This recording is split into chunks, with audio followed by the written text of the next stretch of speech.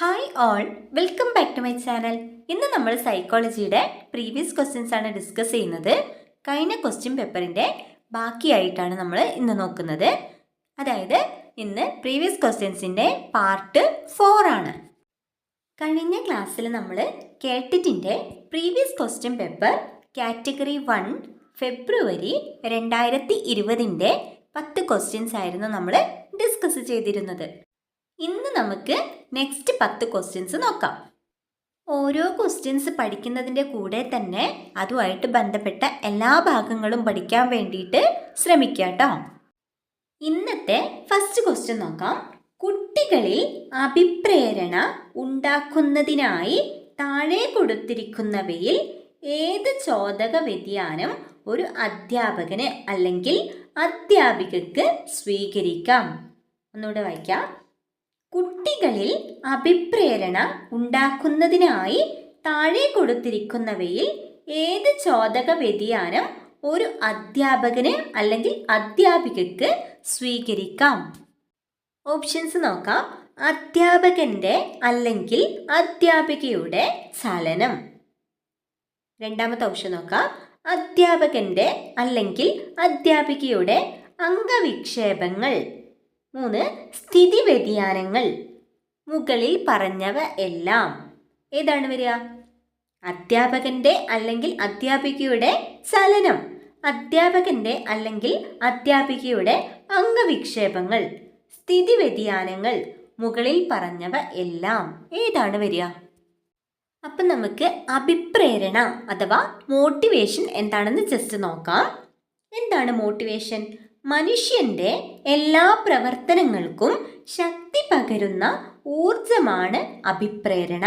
മനുഷ്യന്റെ എല്ലാ പ്രവർത്തനങ്ങൾക്കും ശക്തി പകരുന്ന ഊർജമാണ് അഭിപ്രേരണ. മനുഷ്യ സ്വഭാവത്തെ ശക്തിപ്പെടുത്തുകയും നിലനിർത്തുകയും ലക്ഷ്യപ്രാപ്തിക്ക് വേണ്ടി വ്യക്തിയെ സജ്ജരാക്കി നിർത്തുകയും ചെയ്യുന്ന പ്രക്രിയയാണ് അഭിപ്രേരണ. മനുഷ്യ സ്വഭാവത്തെ ശക്തിപ്പെടുത്തുകയും നിലനിർത്തുകയും ലക്ഷ്യപ്രാപ്തിക്ക് വേണ്ടി വ്യക്തിയെ സജ്ജരാക്കി നിർത്തുകയും ചെയ്യുന്ന പ്രക്രിയയാണ് അഭിപ്രേരണ. അപ്പം ഇവിടെ അധ്യാപകന്റെ ചലനം, അധ്യാപകന്റെ അംഗവിക്ഷേപങ്ങൾ, സ്ഥിതി വ്യതിയാനങ്ങളൊക്കെ എന്താണ്? കുട്ടികളിൽ അഭിപ്രേരണ ഉണ്ടാക്കുന്നതിനായിട്ട് സഹായിക്കുന്നുണ്ടല്ലേ. അപ്പം ഇവിടെ ഓപ്ഷൻ ഏതാണ് വരിക? ആൻസർ എന്താ വരിക?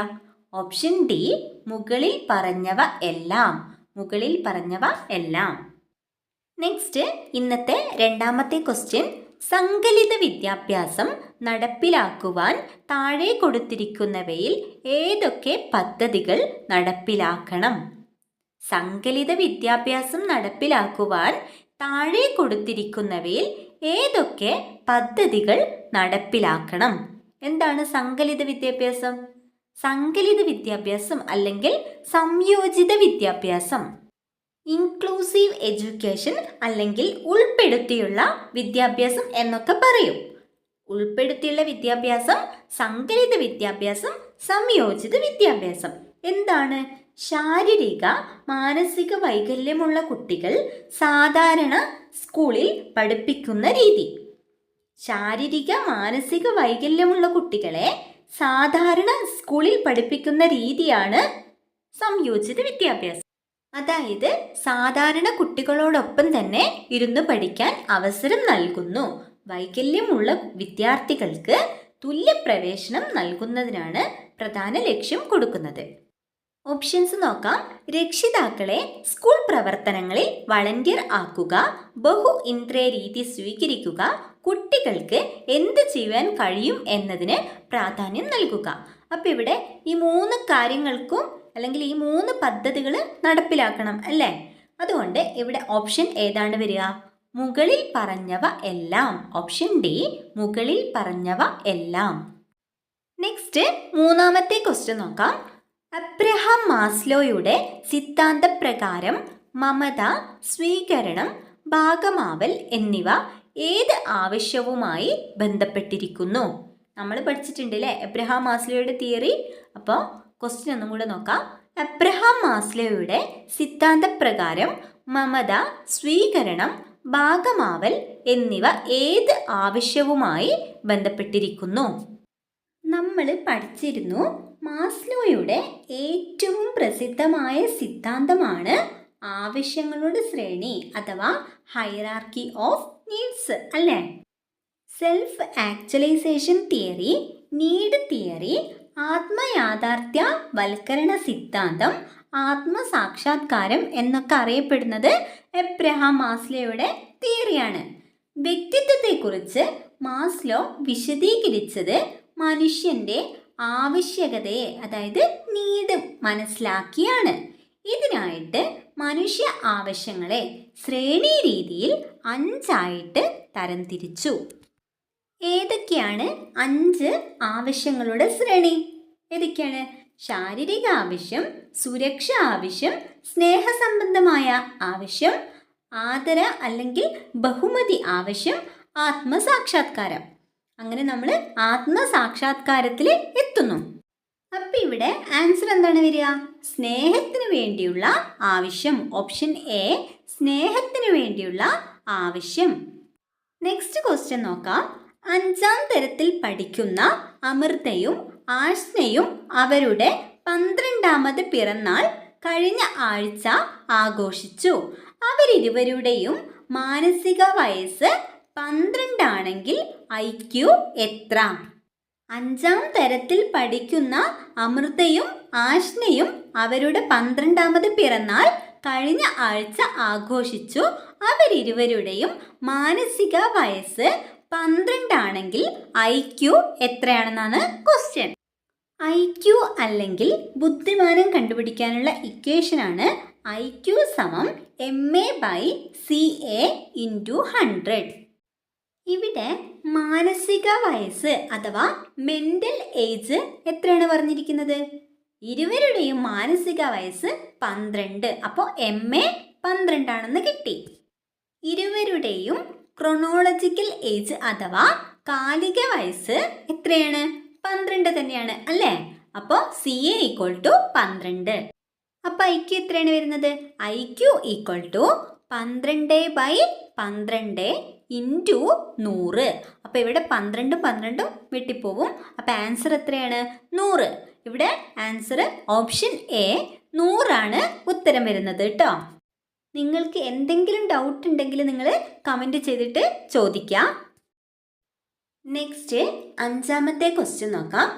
5, 10, 15 എന്നീ ക്രമത്തിൽ സ്കോറുകൾ കരസ്ഥമാക്കിയ കുട്ടികൾക്ക് മാത്രം ക്ലാസ്സിൽ വെച്ച് അധ്യാപകൻ അല്ലെങ്കിൽ അധ്യാപിക നക്ഷത്ര അടയാളങ്ങൾ നൽകി. ഇവിടെ അധ്യാപകൻ അല്ലെങ്കിൽ അധ്യാപിക സ്വീകരിച്ചത്, ഒന്നും കൂടെ വായിക്കാം. 5, 10, 15 എന്നീ ക്രമത്തിൽ സ്കോറുകൾ കരസ്ഥമാക്കിയ കുട്ടികൾക്ക് മാത്രം ക്ലാസ്സിൽ വെച്ച് അധ്യാപകൻ അല്ലെങ്കിൽ അധ്യാപിക നക്ഷത്ര അടയാളങ്ങൾ, അതായത് നമ്മൾ സ്റ്റാർ കൊടുക്കൂലേ, നക്ഷത്ര അടയാളങ്ങൾ നൽകി. ഇവിടെ അധ്യാപകൻ അല്ലെങ്കിൽ അധ്യാപിക സ്വീകരിച്ചത്, നമ്മൾ ക്ലാസ് റൂമിൽ നല്ല ഉയർന്ന സ്കോർ വാങ്ങിയ കുട്ടികൾക്ക് good, very good, excellent, star അങ്ങനെയൊക്കെ ഇട്ട് കൊടുക്കാറില്ലേ? അതുപോലെയാണ് ഇവിടെ പറയുന്നത്. നക്ഷത്ര അടയാളങ്ങളാണ് ഇവിടെ നൽകിയിട്ടുള്ളത്. അപ്പോൾ ഇവിടെ ഏത് സ്കോർ വാങ്ങിയ കുട്ടികൾക്കാണ് അധ്യാപകൻ നക്ഷത്ര അടയാളങ്ങൾ നൽകിയത്? 5, 10, 15 എന്നീ ക്രമത്തിൽ സ്കോറുകൾ വാങ്ങിയ കുട്ടികൾക്കാണ് നക്ഷത്ര അടയാളങ്ങൾ അധ്യാപകൻ നൽകിയത്. ഓപ്ഷനിലെ ഏത് രീതിയാണ് അധ്യാപകൻ ഇവിടെ സ്വീകരിച്ചത് നോക്കിക്കേ. ഏതാണ്? ഓപ്ഷൻ സി, നിശ്ചിത അംശബന്ധ പ്രബലന പദ്ധതി. നിശ്ചിത അംശബന്ധ പ്രബലന പദ്ധതിയാണ് ഇവിടെ സ്വീകരിച്ചിട്ടുള്ളത് അല്ലേ? അംശബന്ധം അല്ലേ? അത് നിശ്ചിത അംശബന്ധ പ്രബലന പദ്ധതിയാണ് ഇവിടെ അധ്യാപകൻ സ്വീകരിച്ചിട്ടുള്ളത്. നെക്സ്റ്റ് 6ാമത്തെ ക്വസ്റ്റ്യൻ നോക്കാം. കാഴ്ച പരിമിതിയുള്ള കുട്ടികൾക്കായുള്ള മൂല്യനിർണ്ണയത്തിൽ താഴെ പറയുന്നവയിൽ ഏതൊക്കെ രീതികൾ ഉപയോഗിക്കാം?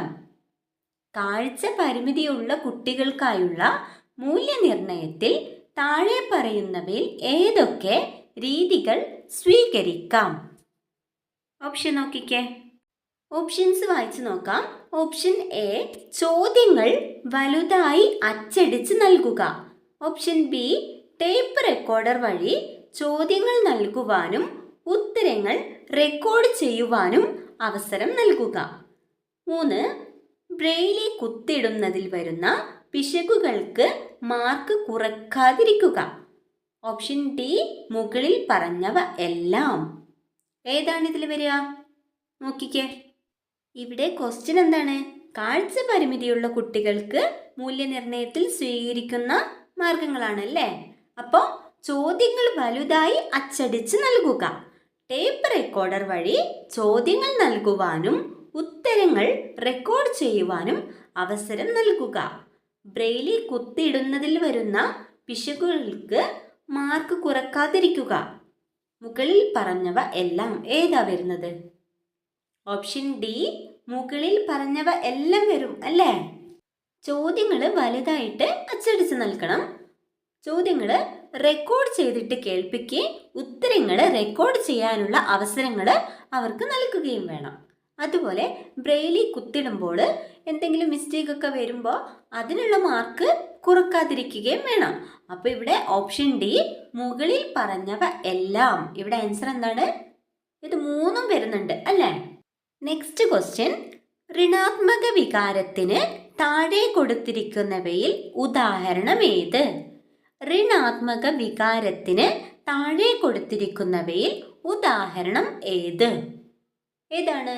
ദേഷ്യം, വിനോദം, സ്നേഹം, ജിജ്ഞാസ. ഏതാണ് വരുന്നത്?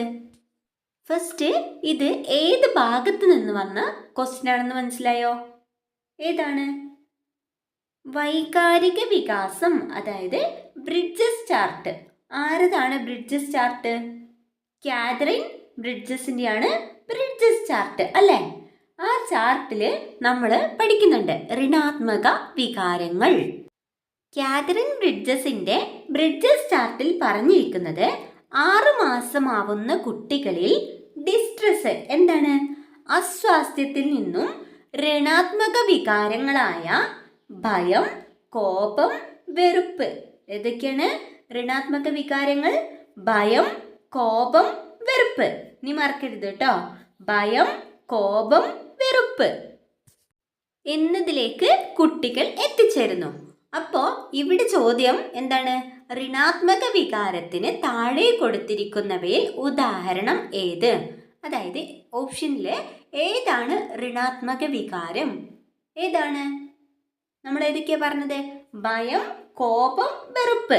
ഇതാണ് ഋണാത്മക വികാരങ്ങൾ. ഇവിടെ ഭയം ഉണ്ടോ? ഇല്ല അല്ലേ. കോപം തന്നെയല്ലേ ദേഷ്യം. അപ്പോൾ ഓപ്ഷൻ എ, ദേഷ്യമാണ് ഇവിടെ ആൻസർ ആയിട്ട് വരുന്നത്. ഓപ്ഷൻ എ, ദേഷ്യം. നെക്സ്റ്റ് 8ാമത്തെ ക്വസ്റ്റ്യൻ നോക്കാം. ചോക്ക് ബോർഡിൽ താഴെ കൊടുത്ത ചിത്രം കണ്ടപ്പോൾ കുട്ടികൾ അതിനെ നക്ഷത്രം എന്നു വിളിച്ചു. ജസ്റ്റാൾട്ട് മനഃശാസ്ത്രജ്ഞർ ഇതിനെ വിശദീകരിക്കുന്നത്. ചോക്ക് ബോർഡിൽ താഴെ കൊടുത്ത ചിത്രം കണ്ടപ്പോൾ കുട്ടികൾ അതിനെ നക്ഷത്രം എന്ന് വിളിച്ചു. ജസ്റ്റാൾട്ട് മനഃശാസ്ത്രജ്ഞർ ഇതിനെ വിശദീകരിക്കുന്നത് എന്താണ്? കഴിഞ്ഞ ഒരു ക്വസ്റ്റ്യൻ ഡിസ്കസ് ചെയ്യുമ്പോൾ നമ്മൾ പറഞ്ഞിരുന്നു സാമ്യതാ നിയമം, സാമീപ്യ നിയമം, സമ്പൂർണ നിയമം അല്ലെങ്കിൽ പരിപൂർത്തി നിയമം, തുടർച്ചാ നിയമം. അപ്പോൾ ഇവിടെ ഈ സ്റ്റാർ എന്താണ് വരുന്നത്? ഏത് നിയമമായിരിക്കും? ജസ്റ്റ് 4 നിയമങ്ങളൊന്ന് പറഞ്ഞു തരാം. സാമ്യതാ നിയമം എന്ന് പറഞ്ഞാൽ അടുത്തടുത്ത് കാണുന്ന വസ്തുവിനെ ഒരൊറ്റ ചിത്രമായിട്ട് അല്ലെങ്കിൽ ഒരൊറ്റ വസ്തുവായിട്ട് കാണാനുള്ള പ്രവണത. ഇനി സാമ്യതാ നിയമം എന്ന് പറഞ്ഞാൽ അടുത്തടുത്തുള്ളവയെ കൂട്ടമായി കാണാനുള്ള പ്രവണതയാണ് ഈ നിയമത്തിലൂടെ വ്യക്തമാക്കുന്നത്. സമ്പൂർണ നിയമം അല്ലെങ്കിൽ പരിപൂർത്തി നിയമം എന്ന് പറഞ്ഞാൽ ചെറിയ വിടവുകൾ മനസ്സുകൊണ്ട് പൂർത്തീകരിക്കാനുള്ള പ്രവണത, അല്ലെങ്കിൽ ഒരു ചിത്രത്തിലോ രൂപത്തിലോ തുറന്നു കിടക്കുന്ന അഗ്രങ്ങളെ കൂട്ടിയോജിപ്പിക്കാനുള്ള പ്രവണത കാണിക്കുന്നതാണ് സമ്പൂർണ അല്ലെങ്കിൽ പരിപൂർത്തി നിയമം. തുടർച്ചാ നിയമം എന്ന് പറഞ്ഞാൽ വ്യത്യസ്ത ഘടകങ്ങളെ ഒന്ന് മറ്റൊന്നിൻ്റെ തുടർച്ചയായിട്ട് കാണിക്കുന്നതിന്. അപ്പോൾ ഇവിടെ ആൻസർ വരുന്നത് ഓപ്ഷൻ ബി പരിപൂർത്തി നിയമം. ഒരു ചിത്രത്തിലോ രൂപത്തിലോ തുറന്നു കിടക്കുന്ന അഗ്രങ്ങളെ കൂട്ടിയോജിപ്പിക്കാനുള്ള പ്രവണത. നെക്സ്റ്റ് ക്വസ്റ്റ്യൻ, കുട്ടികളിൽ എഴുതുവാനുള്ള സന്നദ്ധത വളർത്തുവാൻ താഴെ കൊടുത്തിരിക്കുന്നവയിൽ ഏതൊക്കെ പ്രവർത്തനങ്ങൾ സംഘടിപ്പിക്കാം? കുട്ടികളിൽ എഴുതുവാനുള്ള സന്നദ്ധത വളർത്തുവാൻ താഴെ കൊടുത്തിരിക്കുന്നവയിൽ ഏതൊക്കെ പ്രവർത്തനങ്ങൾ സംഘടിപ്പിക്കാം? ഓപ്ഷൻസ് നോക്കാം.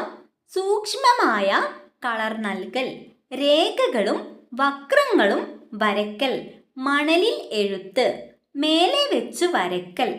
ഏതാണ് ആൻസർ വരിക? സൂക്ഷ്മമായ കളർ നൽകൽ, രേഖകളും വക്രങ്ങളും വരയ്ക്കൽ, മണലിൽ എഴുത്ത്, മേലെ വെച്ച് വരയ്ക്കൽ. ഇവിടെ ഓപ്ഷൻ തന്നിട്ടുള്ളത് എ ബി സി ഡി എന്നിവയെല്ലാം എയും ബിയും സിയും മാത്രം. അങ്ങനെയാണ് ഓപ്ഷൻ തന്നിട്ടുള്ളത്. അത് ഇവിടെ കൊടുത്തിട്ടില്ല കേട്ടോ, ഇതൊന്ന് ശ്രദ്ധിക്കാം.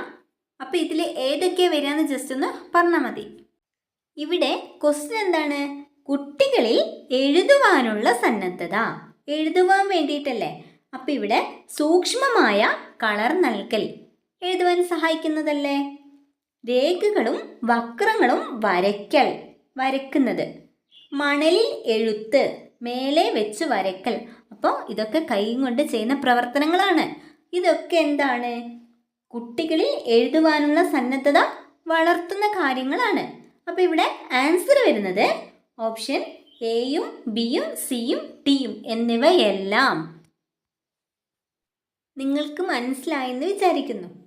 ഇനി നെക്സ്റ്റ് ഇന്നത്തെ അവസാനത്തെ ക്വസ്റ്റ്യൻ ആണ്.